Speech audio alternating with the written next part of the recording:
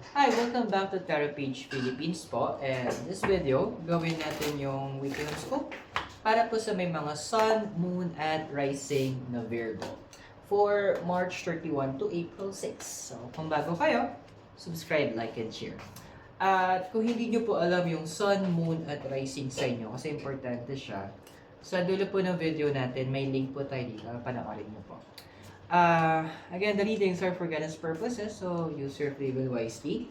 And invite ko rin po kayo, i-click yung join button sa baba and be a member para magkaroon po kayo ng access sa ating mga extended readings kung saan mas malalim na po yung mga messages. For private readings po and spellworks, message po kayo sa ating Facebook page. May admin po tayo na tutulong sa inyo. At para naman po sa gusto mag-donate, you can use po yung thanks button sa baba. You may heart. Ayan. Virgo, how are you? So, meron tayo itong Three of Swords and Fates. Okay lang mapagod ha. Virgo, normal yan. Okay tayo mapagod. Okay lang tayo minsan na napapaus-paus na tayo. Okay lang na parang kinakapos sa tulog. That is normal sa pinagdadaanan mo ngayon kasi hindi ka sinisi pero winish mo to Ito yung ginusto mo. This is what you are manifesting. At part na ito noong overall na ginugusto mo. So let's say ang hinihiling mo is gusto mong mag-expand yung career mo o yung business mo. Of course, papadalan ka ng customers. Andiyan na i-sharpen yung skills mo, yung dadagdagan yung knowledge mo, mas papalawigin yung connection mo. Kasi part yon na overall structure ng universe para ma-achieve mo yung next level o yung makuha mo, yung pinag-pray mo o yung minamanifest mo. Yes, and doon din na may mga moments na talaga na napipikot ka na rin sa mga nasa paligid mo. Kasi nga, hindi mo na paano mo explain. Alam mo yun?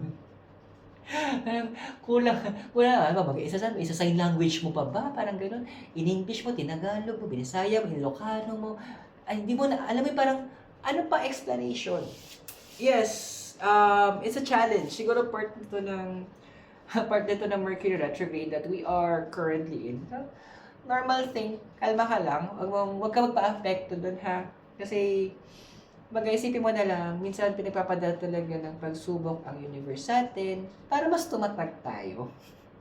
So, hababaw mo na yung pahabain mo pa yung PC mo. Please lang. Kaya mo yan.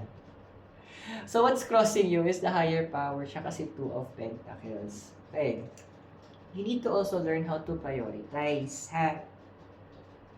Kasi, napapagod ka. Ano bang sagot sa pagod? Magpahinga. Oo, may mga responsibilities ka na deadlines na hinahabol.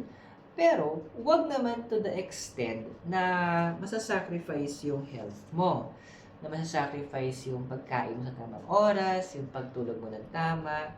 And maybe wag naman naabot din sa point na sinasacrifice mo yung mga importanteng bagay. Like say, quality time with yourself, or kasama naman or quality time with the people that you care and the things na nagpapasaya sa iyo. So andoon na you need to also learn how to balance. Kumbaga andoon na kasi medyo mabagal ako sa ginagawa ko to. Then yun isa sa mga challenge mo, opportunities for growth. Hamanap ka ng way paano mo mas mapapabilis yung process without sacrificing your quality. Get the point. Nagigets mo yung point. So, it's a process. So, andun na work, unti-unti yan, hindi naman siya overnight na, okay, gato dapat. Kalma lang, take it easy, okay? So, ano ba yung desired mo, card mo, or wish card mo? We have the Ten of Wands and the card of the Yin. Minsan, yun din nakatuwa din, no? Ay, sa mga na-desire mo, meron sanang mag-support, doon sa mga ginagawa mo, maybe in terms of career or sa business or sa personal growth mo, maybe kung saan man, maybe spirituality, learning, ando na we're hoping na merong mag-stay para tulungan ka maintindihan yung mga bagay-bagay. Kasi, ang kailangan mo lang naman, kanyari, in-explain sa'yo to, of course, andun magkakaroon ka ng question, maybe for clarification. Kasi ayaw mo kasi yung sagot na basta yun na yun. Ha? Huwag ganon. Ano, parang kailangan mo ng basis. Saan ba to saan ba hinahatak to? Or saan ba nakuha to? Yung kailangan mo na tinatawag natin foundational. And yun yung isa sa mga desire mo na kasi hinahaba mo na nga yung pasensya mo sa iba. Now, you're also hoping na yung may magiging tao din na ganun din yung magiging treatment sa'yo. Kasi, ina-acknowledge mo naman na hindi naman lahat is kaya mo ma-absorb or maintindihan eh. Kumbaga, iba-iba tayo na level of understanding sa iba't ibang subject. Maybe sabihin natin, for me, madali ko ma-absorb yung topic in terms of, sabihin natin, math. Pero, pagdating naman sa physics, nga ako. So, kailangan ko na someone who could teach me physics at mahaba yung PC din. So, your foundation is the Queen of Pentacles tsaka flexibility. Ayan. Jack of all trades. But, tinapala sa'yo ng cards din, okay lang maging Jack of all trades tayo. Kasi, of course, diba, parang sa buhay natin, pwede tayong maging magulang, maging anak, maging kaibigan, kaaway, chismosa, kapitbahay, friend. We have a lot of roles. Pero lagi dyan may isa na parang mas gustong-gusto mo na yun yung role mo. That is yung parang minamaster mo siya. So, like me, of course, isa akong anak, isa akong kaibigan, ayan, isa akong employee, isa akong content creator. So, ang dami kong roles. Pero, na isa sa mga traits na gusto ko, is nag-focus ako sa card reading. So, yun yung isa sa mga bagay na minamaster ko sa sarili ko. Same thing with you, Virgo. Find something that you want to really master. Yes, continue learning different topics, sharpen new skills, acquire new abilities, pero have a master as well. Ang sinasabi ng universe nito. Because in the past, we have here is the Six of Wands and go the distance. Kaya siguro na andun yung point na minsan na iba sa inyo nagtataka, why is it na hindi kayo nakakonsider for certain, sabi natin, promotion or whatnot, kahit na ang dami nyo nang na-acquire na skills? Is because wala kang pinaka-sharp na skill mo or pinaka-main attribute na pwede mong gamitin na pag malaki na, okay, I'm a subject matter expert sa larangan ito. So, yun yung isang bagay kaya in that explains why in the past, ang daming may mga stagnant moments ka. Maybe in terms of your career or in terms of business is because kulang. Kumbaga sa kutsilyo, kailangan meron kang isang kutsilyo na specialized na talagang pag pinang-cut siya, perfect. Because in the possible future na ikaw, meron tayong Knight of Swords and Between Worlds. So, magkakaroon talaga. Ang dami nyo pa rin ngayon, no? Nagkakaroon ng mga transition in terms of approach nyo sa life. What I'm seeing here kasi, may mga tao talaga na medyo, alam mong hindi na maganda yung influence. Nalayo ka na konti sa kanila. And, I like what you're doing na ginagamit mo na yung knowledge mo, mga na-acquire mo knowledge at gagamitin mo pa siya. Kasi andoon na mamimili ka ngayon ng mga tao na kanino ka makikihalubilo. Kasi kung andoon na with the cards ng Between Worlds, nakita mo yung difference na kapag sumama ka sa mga ganito, ang ending for the chismis lang. Pero kung dito ka sasama, ang ending nakikita mo, there is growth, personal growth, financial, also in terms of knowledge. So, may mga nagkakaroon ka na parang, wait, I need to lumayo sa inyo ng konti and I focus on this. Medyo may ganun ng factor. So, kung nakaka-resonate ka sa readings natin, invite kita na i-click mo yung join button sa baba para magkaroon ka ng access sa extended readings natin. And for now, check natin kung ano yung mga yung ibang reading sa taas. So, your physical environment, meron tayo dito na Hierophant and Loyal Heart. Okay. It's time, sinasabi dito, that you also find people who are stronger than you. Ano na yung point na yun eh. Kaya medyo nakakaramdam ka na medyo nauumay ka, kahalubili iba. It's because nakikrave ka for a higher level.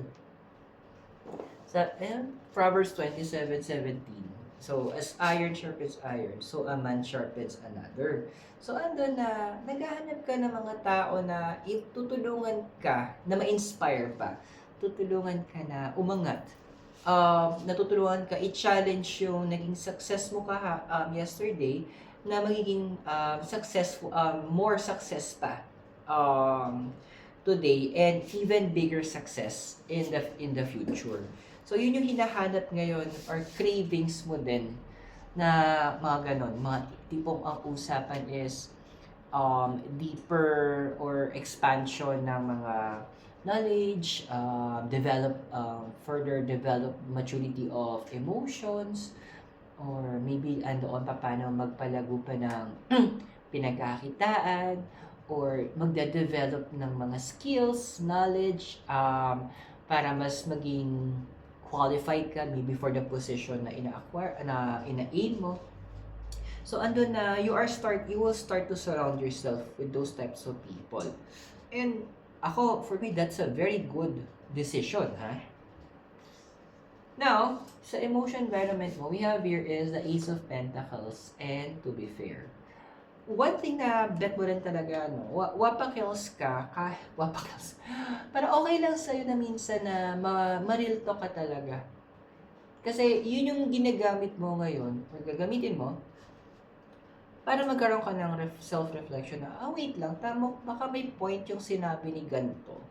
Kaya ganito yung nararamdaman ko or ganito yung nangyayari. Kasi, ito yung mali. Ando na na-open na yung na-detach mo na emotions mo. Na yung mga corrections na binibigay, hindi siya meant para saktan ka. Pero it's meant para maging better ka. Yun yung nagkakaroon ka na ng shift of mindset. So, nahihiwalay mo na yung emotions mo, which is good job. Kasi, actually, that's a sign of nagmamature ka din in your, as a person. Yung hopes and fears mo, Queen of Swords, tsaka Time for a Nap. Andun lang talaga, no? Hanggang medyo hindi kita mapipigilan na maging, workaholic. Sige, I understand kasi, sabi nga, diba, strike while the iron is hot. Ay, nag-hope ka na madami ka pang ma-achieve along the way. Pero siguro, word of advice din with this card, yung Time for a Nap, na if your body is telling you, pag sinasabi na sa'yo ng katawan mo na, uy, pahinga naman tayo, be mature din na magpahinga ka din kasi kailangan pinapahinga natin, di ba? What more yung physical body mo? Fragile din yan. So, let's also take care. Tsaka sinabi din ni Apostle Paul naman din sa, I think, 1 Corinthians yata yun. Wala kung saan sa chapter 7 yata. Na the body is a temple of the Holy Spirit. So, of course, yung temple, alagaan din natin. And make sure na you're also eating healthy. Now, in the possible future, meron tayo dito, exchanging gifts, tsaka si 7 of Cups. Ayan na nga, yung sinasabi ko kanina din.